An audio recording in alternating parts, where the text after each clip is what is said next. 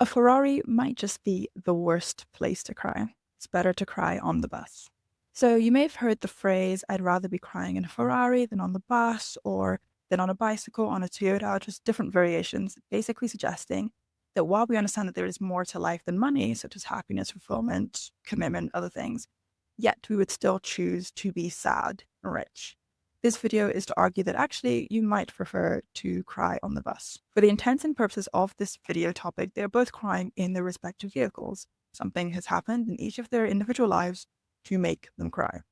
Just don't forget this image. Okay, so with that said, I want to start by briefly thinking about why we think money can solve all of our problems. I think a great place to start is the American dream and the different variations of it that have permeated into probably all capitalist nations at this point. The dream just tells us that, we are in control of our lives, if we just ascend to the top of the structure that they have conveniently given us, it will all get better. Do well, rise in the ranks, and all will be well.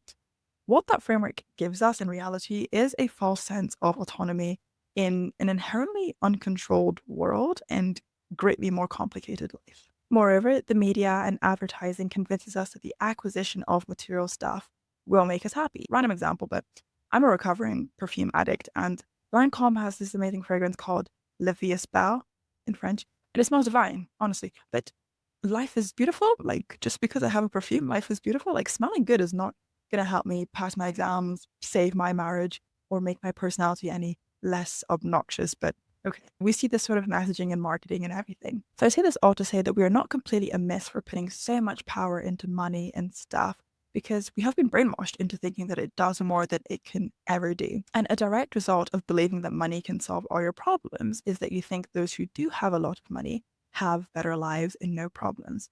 And thus breeds the statement and idea that we have today along the lines of, I'd rather be crying in a Ferrari than the bus. Maybe after this video, if you ever find yourself crying on the bus or on a bicycle, maybe you'll be able to think to yourself, at least I'm not crying in a Ferrari. The loss of a major pathway in hope. The rich person that is crying in a Ferrari is facing eye to eye the reality that life is largely out of their control, and especially the control of material possessions. Now, this isn't to say that the poor person never faces a problem that money can't fix, of course. It is to say that the poorer person can always soothe themselves in the fantasy that when they have money, life will be better. The rich person does not have the luxury to soothe themselves with that same illusion, right? They don't get to be disillusioned in that way. And so, in other words, I believe that they've been robbed of this hope. Okay, so let's talk about hope. And I think this is the most broadly applicable part of the video. In the realm of psychology, Dr. Charles Snyder leads the field in most thinkings about hope. So he defines it as the perceived ability to produce pathways to achieve desired goals. You can only hope if you can think of a way out of the situation. And to relate to my argument, I'm arguing that money is a pathway. I'm also arguing that money is a relatively easy pathway for our brains to conjure up in our current context. The rich person does not have that pathway. The rich person who's crying in the Ferrari, they have a difficult task of finding another pathway. I'm claiming that the rich, sad person is going to have a bigger struggle with hope.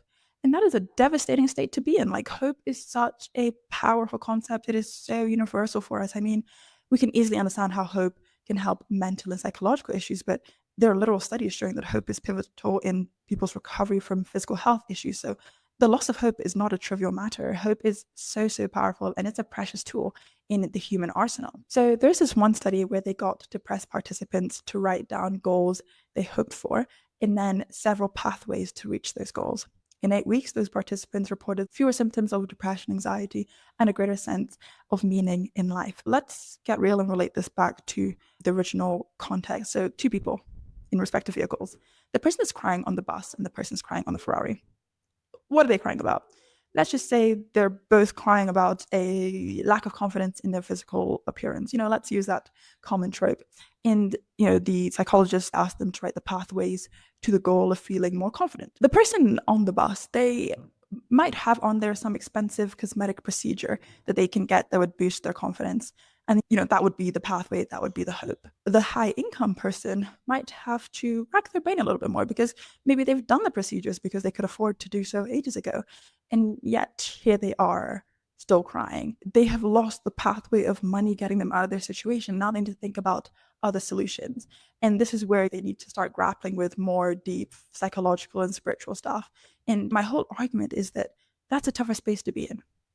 So, in the myth of Sisyphus, a man is cursed to keep pushing a boulder up some hill, and when he gets to the top, the boulder will always fall back down. I think we can relate this to this topic. So, for the person who isn't in the Ferrari, they're still on the side of the hill, they're still pushing it up.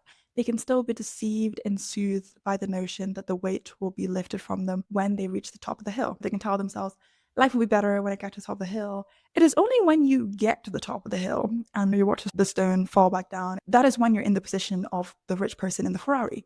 You realize, oh snap, money isn't everything. The moral of the Sisyphus story is that people ought to find meaning in the struggle, even when there is no final goal and there is no respite. Now, I'm not saying that I agree with that or that you should agree with that.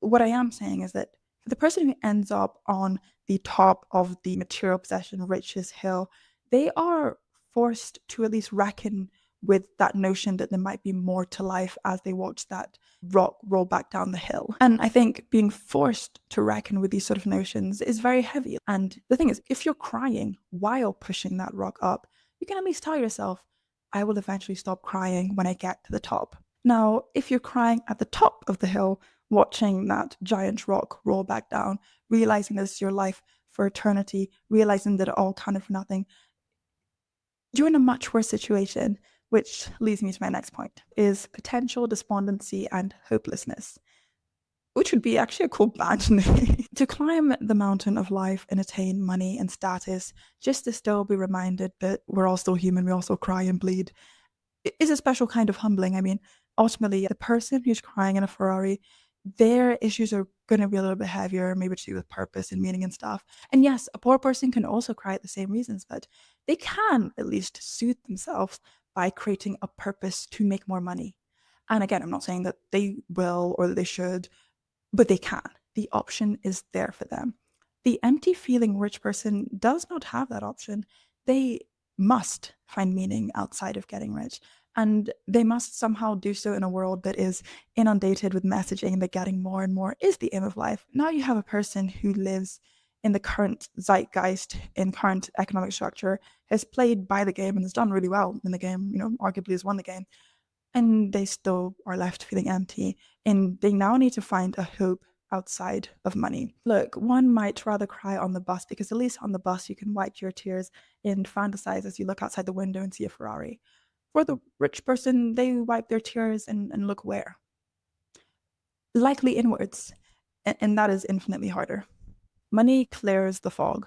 I think even the people who say I'd rather be crying in a Ferrari, they still understand that there is more to life than money. Like deep down, they know that. But for the person crying in a Ferrari, this is not a deep down thought. This is up here. They are head to head with that reality. When you're crying while having the money to be in a Ferrari, it means that you're struggling with a life problem that money can't solve. And that leads us down two paths. Number one, what category of problems are these? Are they better or worse than the problems that money can fix? Number two, if money isn't the solution, what other solutions can they deploy? When you aren't in a Ferrari, you can blame the chaos of life on an identifiable fact being the lack of money. In the Ferrari, the blame must be pointed at other things, and those things might be more difficult to deal with. For the person in the Ferrari, the fog of money clears. Jesus called it the deceitfulness of riches. Like when you're crying in the Ferrari, the deceit is over, at least in that moment. And I think my hot take for the day is that having that fog, that illusion, that deceit is actually quite nice. It's a bit of a privilege. Like in the long term and deep down, it is not nice to be deceived. But in the short term, it can at least feel nice to be deceived by money. And that is the privilege that the person crying in the Ferrari has lost. Like when you're poor, you can tell yourself, if only I had more money. When in reality, a lot of your life problems, for example, are probably due to internal factors. Maybe, walk with me here.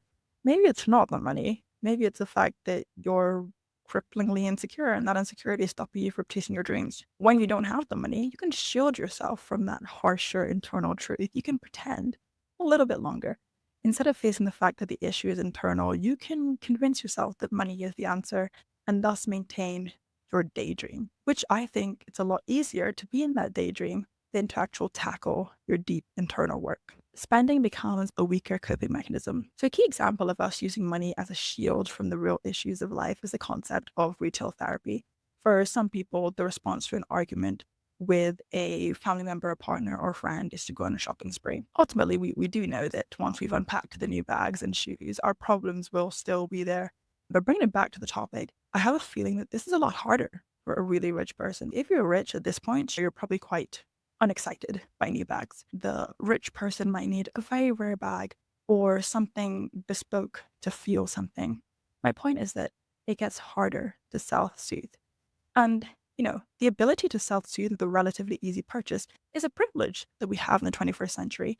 It's not necessarily the healthiest thing, but at least when you're crying on the bus, you can have that option as a temporary way out. For the rich persons, it's a little more complicated. Some of them might, at some point, I guess, grow wary of this method of self-soothing. Like, they've bought so much stuff at this point that they likely have realized that it doesn't really work. In other words, they lose purchases as a coping mechanism. That option is gone.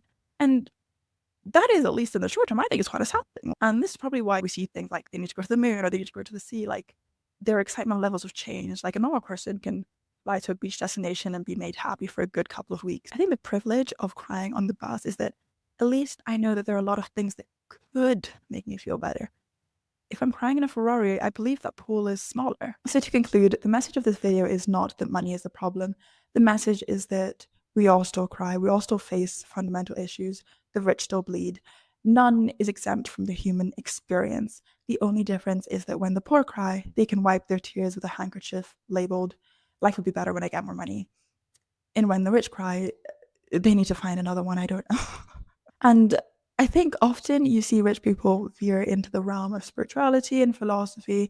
It's almost like they've conquered the material mountain and realized it wasn't the main mountain, and now they have to face the more difficult issues of philosophy, spirituality, meaning, and the divine. I think right now we do live, especially in the Western world, in a very secular society where topics like religion are seen as archaic. We claim to have progressed away from such things, but bizarrely our psychology has failed to catch up because we still evidently have a spiritual component.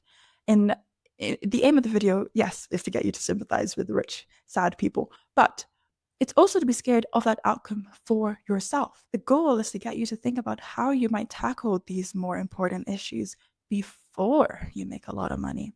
I'm sure that any of you watching will one day get to a place where none of your problems is money, and also none can be solved by money.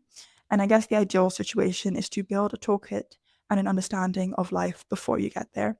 Do not leave the heavier topics of life for after you've gotten material success. Otherwise, the money will literally only amplify the lack that you have in those aspects. In other words, while you are crying on the bus, on the bicycle, in the Toyota, develop a toolkit to prepare yourself for the Ferrari. I think this topic reminds me of something that Jesus said when he said, "What does it profit a man if he gains the whole world and loses his soul?" Okay, so let me know your thoughts on this stream of consciousness. Thanks for watching, and I hope you are neither crying on the bus or in the Ferrari. I'll see you in the next one.